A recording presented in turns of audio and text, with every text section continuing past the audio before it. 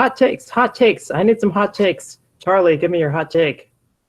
Oh, wow. So what to talk about? I mean, in drama, there's kind of a lot. We got a really interesting race in drama because, you know, the three top nominated programs are right up against each other. You know, Westworld. What were the other two? Game of Thrones and Handmaid's Tale. Yeah, those two. Those are also up as well. And of course, this is wait a second. Which was basically my reaction to the nominations this morning when I realized how badly This Is Us had done. Wow. Yeah. Well, Yeah. that's quite a hot take. Tom, let's hear from you. I'm with Charles on that. No Mandy Moore, no Justin Hartley, no Chrissy Metz. Jeez. They really have. I was really surprised how they kind of soured on it. But I was very happy to see Matthew Rhys get in, and I was very surprised an actor that Justin Bateman got in after his behavior. In actress, I was really kind of pleasantly surprised that Tatiana Maslany got back in. I thought Orphan Black was such a long time ago, but good work gets rewarded, I guess. Sometimes. What say you, Amanda? I think The Crown had a great morning. I think that was really surprising. They got Claire Foy as expected. Some of us had Vanessa Kirby in, but they got Matt Smith in. So I think they're in like a good fourth place. They might have a chance if things line up for them. All right, and Zach, bring us home. Yeah, I mean, if there's one show that is really having a bad morning, it's the show that's supposed to make you happy cry. And that is, of course, This Is Us. I got to feel a little bit bad for Justin Hartley because he really wanted this. I mean, it's hard for me, though, to look at any of the 6 people that got nominated and be like, yes, you, sir, are the one who did bad work and should not be here. I think that, lost out on merit alone. But I mean, the whole show seems to have taken a real nosedive in terms of awards. They got 8 acting nominations last year. This year, they got half of that and lost to a couple of people. No writing or directing. So I guess the theory that if you submit only 1 or 2 episodes, you're more likely to get in only works if they actually like your show in writing or directing. Yeah, I think that, if I were a betting man, and, we are betting men here at Gold Derby and betting woman. But I would say that The Handmaid's Tale has probably, sewn up a second victory in Best Drama Series. The fact that it went from 12 nominations to 20, I think speaks volumes to its appeal with the Academy. I'll say about This Is Us, like, not only did it fall in acting nominations, but it also fell out of casting, which is not voted on by actors, but it is kind of, I guess what you would think is its stronghold outside of the acting branch. I'm not entirely sure about The Handmaid's Tale, because although it did get, a ton of nominations, I guess what I found most concerning was its lack of a second directing nomination. They snubbed Mike Barker again. This time he's their lead director. And I mean, last year when we were looking at the nominations, if you just look at them in a vacuum, I'd say one of the advantages that The Handmaid's Tale had was that it got its second directing nomination over, Stranger Things or Westworld. And yeah, this year it only got 1. I think the drama directing race is the most bizarre of all. I mean, first of all, they hate to nominate actors. So, like, since Steve Buscemi, like in the early 2000s, was nominated, then they nominated him. I'm not even going to bother. And then they got a second directing nomination. But I think The Handmaid's Tale had a very... Well, first of all, Hulu made a rookie mistake by not having all 13 episodes available for submission, because they could have 21. They could have got Bradley Whitford in to guest. And then I think they had a very up and down season. It wasn't as good as last year. And I think Game of Thrones, I think they could take this again. I think that, I mean, why I'm not just betting on it because of the sheer number of nominations. The reason why Handmaid's Tale won last year wasn't just because it was the best of the nominees. It won because of its social relevance. It won because voters wanted to make a statement with how they were voting. And you know, all due respect to every other show that's nominated, there's not another show with which voters can make a statement. I think there is. Which one? It's not in the drama series. I think they're going to make. We'll talk about that. But I think it does affect it because I think voting for The Marvelous Miss Maisel for comedy series is far more an effective, timely vote over The Handmaid's Tale this year because it's about the Me Too. It's about these women cracking into a male-dominated field, and I think that's been such a large story. It maybe could affect The Handmaid's Tale on top of having a really wishy-washy season. One thing that I actually think both of you actually bring up good points about this, and I'm tempted to have both of those in the respective races, but I think that it gives Handmaid's Tale an edge with drama series, especially as opposed to where it was a year ago. And this is to piggyback on Zach's point about current Events. Current events is that I think the issue of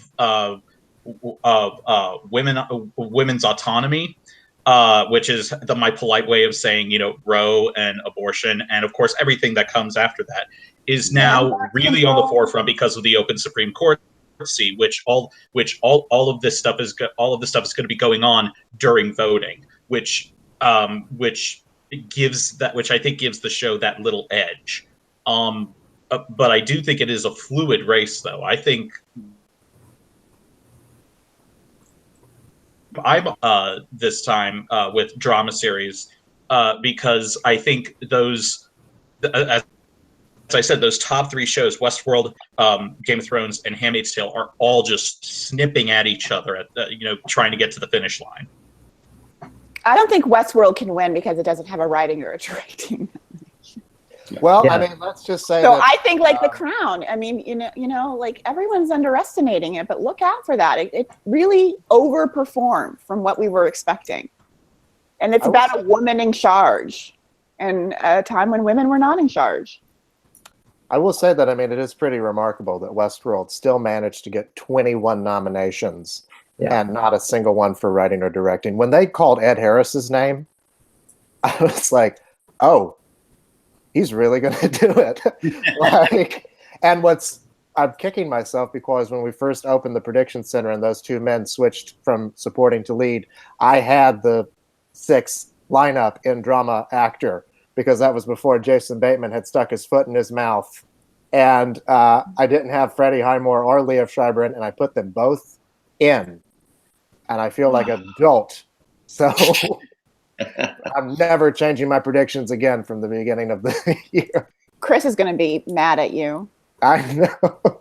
I will say about Westworld, I'm a little suspicious if they've actually seen this season based on some of the nominations, because they didn't nominate John McLarnon in supporting, they didn't nominate Rinko Kikuchi in guest, they didn't nominate Peter Mullen in guest. Who they nominated was the guy who was in supporting last year and is now in guest, Jimmy Simpson.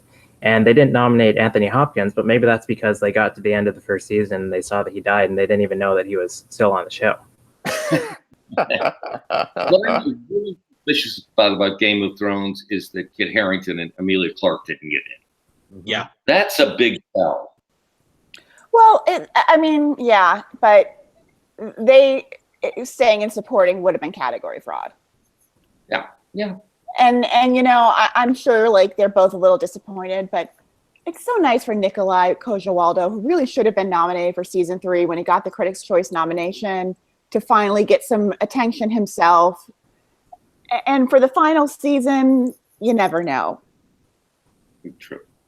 Yeah, I think The Handmaid's Tale is firmly ahead with the acting branch, but I wonder if Game of Thrones is ahead with all the other ones, like how it picked up, triple editing nominations, and The Handmaid's Tale can only get one.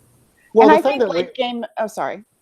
No, you go ahead. I'll make this point in a second. And I think with the thing with The Handmaid's Tale, when you look at all of its parts, I don't know if it can win writing and directing again this year. I think Game of Thrones might take directing, but it could also still take writing. That's probably the most writerly episode they've had in their submissions beyond the Reigns of Castamere. I was going to say that, in terms of like technical wins, last year I think everyone made the mistake of paying too much attention to the Creative Arts Emmys and how well Stranger Things performed. I would say I would caution against doing that again this year, because even though Handmaid's Tale won fewer Creative Arts Emmys than Stranger Things did, it did win in some significant places, like Drama Guest Actress, like production design. Over Westworld. Yeah, over Westworld. So, I mean, that should be a sign of, oh, this must be a really popular show. So I would say, don't look to the text so much in terms of like, oh, well, maybe this is the show that's going to win. I think we saw last year that the major categories are where they're going to be more likely to sweep. I mean, it even didn't win casting last year, which was the thing that we all said, look to casting if you want to see what's going to win. But I said last year repeatedly that even with non-casting directors and producers, as far as Stranger Things is concerned, they're all going to be able to step back and go, finding 5 good kid actors and a handful of teenagers is hard. That's a really hard thing to build a show around. And they could win and not win series.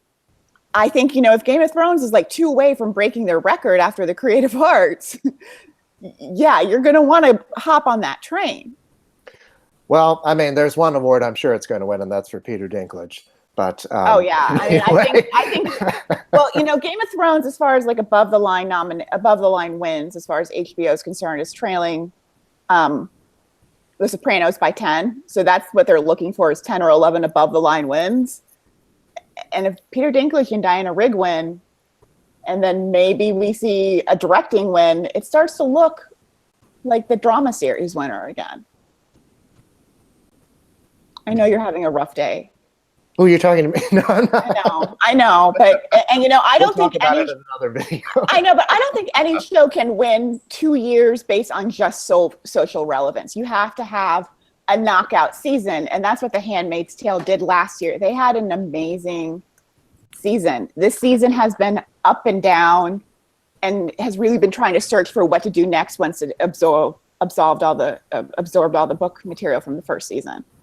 And something that the nominations didn't account for was the last 3 episodes of The Handmaid's Tale and the reception to those ones. The finale in particular was very divisive. Well, I think for Yvonne Strahovski, I would almost argue that could have been her submission, because she was so good in that finale. She really was everything we've seen in little bits and pieces throughout the season. She's the one I feel bad for, because I really thought just that final scene of seeing her cry was. Well, I still think she can win, because not necessarily based off of episodes. We've seen that they don't really seem to watch those anymore. But I mean, the whole season has been about her relationship with Elisabeth Moss. So, I mean, of course, we've seen before, just because you have a strong season doesn't necessarily mean that you're going to win an Emmy. But I think the fact that she got in makes her a formidable threat to Ann Dowd and to the other women in that category. Now, we can talk about The Handmaid's Tale and Game of Thrones all summer, but I think there's one show that we should mention one last time, and that's Mindhunter, which we've been championing. Oh. And it turned out to be the biggest bomb of the season. It was David Fincher. It was a period piece. It got good reviews. It got the most original DVD package sent out to voters, lots of billboards, and it got 1 nomination at the Emmys for Guest Actor. I know that everybody is angry at Jason Bateman for a different reason than I am, but no, I'm mad about that too. I know what you're about to say. I am angry that this man took a directing slot away from David Fincher. So I can't believe bad job on the New York Times as well, my friend. But also, come on. I don't understand the second nomination it got, because nobody knows what happened in episode 4 of Ozark. Like, it wasn't one of the later ones where, there's lots of stuff going on. It wasn't the flashback episode. The guy who was directed, his only other nomination was 24 years ago. So it's not like he's a big name in the director's branch. He's never been nominated by the DGA. He did Chicanery last year. He's directed Game of Thrones. He was snubbed for those. It's just so random. And Ozark couldn't even get Laura Linney in, but somehow they have this huge support among directors and cinematographers. It feels like that. Go ahead. I was just gonna say, it feels like that weird year that Ray Donovan got nominated for directing. Anyway. Well, that was one nomination. Like that episode. No. Hold on. Just to defend that one episode, there was a lot going on. That was the episode where Liev Schreiber broke down and was hysterically bawling, and on top of having this huge gunfight. The bad news for any actor or single nomination is last year we saw something almost unprecedented at the Emmys, and that is if you were not amongst the 7 shows nominated for drama series, you didn't win. Literally, you did not win anything, and that included Below the Line. Some of them might have lost to a limited series, but they didn't lose to like Black Sails, who's won some sound categories in the past, or A Penny Dreadful win. They all went to one of those 7 shows, which puts somebody like Sandra Oh and Tatiana Maslany potentially in this bad spot because their shows, while great, are not amongst those 7. What's Should amazing? we go through the acting contenders and say who we think's gonna win? Let's hear more. Charlie, tell me what you're sad about. Oh man, I'm just trying to absorb everything. I'm actually kind of sad in the drama categories. I'm sad for Noah Schnapp from Stranger Things. He had a superb season, and I would have loved to have seen him get in the drama supporting actor race. No, it was Mandy Patinkin again. Yeah, well, if you like someone, you just got to go to them. At least it wasn't John Voight. That's what I was afraid of. So, I mean, it's great that, at least they didn't nominate John Voight. Yeah, but we got Jason Bateman. So. Yeah, that's what I'm wondering, because we have 2 Jason Bateman nominations in acting and directing. I guess you can just run off at the mouth and be a jerk. Disrespectful to Jessica Walters. I mean, it just shows they don't care. I won't go into it. Look, they snubbed him in drama series. They snubbed him in comedy actor. So it was a little bit of a slap on the wrist there. Yeah. I guess it's okay for you to be kind of a mansplainer as long as you. I guess, yeah. That's the takeaway from the day. I don't. But it was so dismissive of her feelings and what happened, and I agree 100% with you. Yeah. I don't think he belongs in that I think drama actor is one of the weakest categories, frankly. I think they're just going to give this to Sterling K. Brown and possibly a walk, unless Matthew Rhys can take it from him. I think Matthew Rhys is going to win this. I think Matthew Rhys is in a far better position than Kerry Russell. Yeah. I could see how Sandra Oh could win. I could see how Tatiana Maslany could win. I could see how Elisabeth Moss or Claire Foy could win. She's just in so much. I think Sterling's going to suffer from a combination of, number one, the show taking a significant drop off in terms of its nominations, and also the fact that I think Milo is this year a formidable foe because the entire season was about him. And, Sterling's storyline wasn't as talked about as Justin Hartley's drug addiction or Mandy Moore eating that candy bar, all the people who couldn't get nominated for the show who were more, I think Sterling was like the 5th most talked about person on that show this year. Yeah, that's the thing though, because if they don't care about the show that much, then they're not going to be invested in the Milo Ventimiglia storyline, that kind of thing. Then they're more likely to think of this as the Sterling K. Brown show, as we've seen it at other awards. So maybe, the underperformance of This Is Us kind of helps him in that it doesn't provide a vote split. I agree. I don't know. I still think that people who are, watch the show are aware of his, storyline, and I got to keep hope alive that Matthew Rhys is going to not walk away from this show empty-handed. He could. I mean, I think he's in a better position, but I definitely think it looks like it's such a boring category. It's really a dull lineup. Because you've got 2 actors who barely from Westworld, who aren't even in all the episodes, frankly. I don't know how they qualify themselves as leads unless it's one of those things where their contracts are set up. They are paid the same. They're in the same categories. Well, they had 27 submissions in supporting actors, so I feel like they had little. And how lazy! Little choice there. It's just so lazy. There's no minority nominee in supporting actor, and Zan McLaurin really, really deserved to be in that spot. What do you guys think happened to Freddie Highmore in The Good Doctor? Do you think I told you what happened a week ago. You just never listened to me. I listened to you. I didn't. I told you I didn't have him in my predictions for a long time. You're the only one. Yeah. I don't know. It's just like James Spader and The Blacklist or Kiefer Sutherland and Designated Survivor. Like these big ratings hits, I feel like we haven't really seen something like that happen since Simon Baker and The Mentalist, at least in this category. Mm-hmm. I've seen that. I've seen The Asperger's Doctor on too many other shows to be impressed about a series that follows one. I'm sorry. Yeah. If you typed Asperger's Doctor drama series, you're probably going to get a few. You're going to get ER, you're going to get Grey's Anatomy. You're going to get way too many of those shows to be impressed by somebody playing that part as the lead. All right, let's talk drama actress and then be done with this video. Okay, well, I'm predicting Elisabeth Moss to win again, but I think this could go to one of 4 people, including her. Well, okay, it can go to one of 6, technically. You've taken out 2. You stole the joke. You stole my joke. Yeah, like you said, Amanda, Matthew Rhys is in a better position to win this than Kerry Russell because she is competing in the same way that both Claire Foy and now Tatiana Maslany as well are competing, which is that this is the last time you'll ever be able to reward me for this character. Of those 3, Claire Foy and Kerry Russell probably have the edge because Tatiana Maslany already has an Emmy for Orphan Black. But the overperformance of The Crown makes me think that Claire Foy has a fighting chance. At the same time, I have a hard time believing that they'll give Best Drama Series to The Handmaid's Tale and not give Elisabeth Moss Best Actress because she is so much a part of the appeal of that show.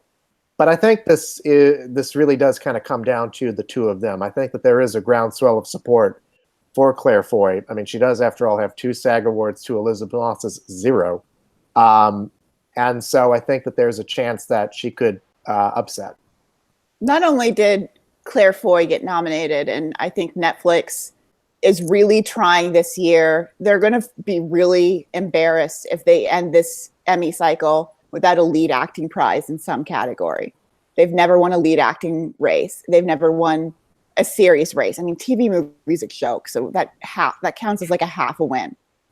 Have they won a supporting acting race? They've won supporting, they've won a writing, they've won a directing. They've never won a lead acting race.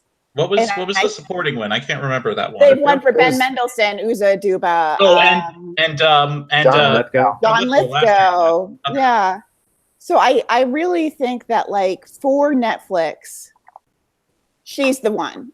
I think I decided early on that I was going to pick Claire Foy and I was going to stick with it. And most women, every woman who's won 2 SAG Awards consecutively, with the exception of Juliana Margulies for ER, has gone on to win an Emmy, either in their first or second SAG Award. Plus, I think that BBC America is in a really bad situation because it's who do they push for? Who are they going to try and get? This is not what they thought was going to happen. I think it's easy. I think you just go push, since Tatiana Maslany already has her Emmy, push Sandra Oh. I mean, the show also got a writing nomination, so I think just push her. I know, but I still think they're not going to want to play favorites too much. So Killing Eve is the future of BBC America. Yeah, it is the future, but Tatiana Maslany is technically still the reigning champ. She didn't compete last year, so. Yeah, I wonder if Tatiana Maslany even needs a push, because I feel like it's been years since anybody talked about Orphan Black, yet here she is, over Laura Linney and, she did get a Critics' Choice nomination, so it's not completely out of the blue. I think the nomination is her reward in that sense. And with Sandra Oh, she was the one I forgot to mention of the 4 that can win. But this is a woman who is a 5-time Emmy nominee and should have already been an Emmy winner, but they decided to give it to some woman whose name I don't even like to say Katherine that much. Heigl? Oh my God. What has she done with it? Catnip commercials. Okay. All right. No, it's a nutcracker for her now. I don't even watch Grey's Anatomy, and that miffs me because Sandra Oh should have really won that. No Or one John watches Wilson. Grey's Anatomy anymore. I mean, Marcus does, but How nice. I respect someone who sticks with it. I kind of gave up after they did a musical. I'm like, nope, I'm It done. lasted longer than me. I'm like, why would you work at a hospital where people are blowing up all the time? I mean, seriously. Something I find strange about the nominations this year is I think it's kind of on us, but we kind of came up with a lot of narratives, and I feel like a lot of them didn't pay off. Like how, maybe they have forgotten about Stranger Things. Maybe Westworld was really confusing this year. Maybe it's been forever since The Crown aired. And, those shows all did very well in nominations. Wouldn't it be like Ralph Fiennes' nightmare if Joseph Fiennes won an award for being on television or film before him? I'm like, well, it just might happen. I mean, it just might happen. I think at least Christopher Nolan's like, at least I'm not going to be the only one. I'm not going to be the only one without an award. Sorry. I think he's got a very strong chance of winning. I think because I don't think David Harbour is a huge front runner. I think Peter Dinklage is probably by default like the person who's going to win. But if they're in a Handmaid's Tale kind of mood, as we saw last year, I think Joseph Fiennes could just win this in a sweep. So I'm confused here. I thought a lot of people on the site were saying that going into this that David Harbour was like almost an unquestionable front runner. Yeah, just ignore Zach and Amanda. Oh, okay, gotcha. No. I never understood that because I don't think he had the season he did in season 1. Personally, I think it was because of the fact that the previous years, not only was the previous year's winner not there, John Lithgow, but like 5 of the other 7 nominees were not going to be in contention for one reason or another. So it was between him and Mandy Patinkin. Like it was like he just became the default front runner. Also because he's a likable guy. Let's face it, his SAG speech was a highlight of recent awards history. That Matt Smith nomination worries me because I'm like, what if maybe he could win? I don't know how, but I mean, I don't think there's a clear front runner here. So Mandy Patinkin, get your speech ready. I am curious to see what the Game of Thrones men submit. I will say for Peter Dinklage, he is very good at his submissions. He did not submit an episode with Kit Harington in it, and I'm like, you are playing out of Tyrion's handbook. You mean like he's not like Cherry Jones, where she initially submitted an episode that she wasn't even in?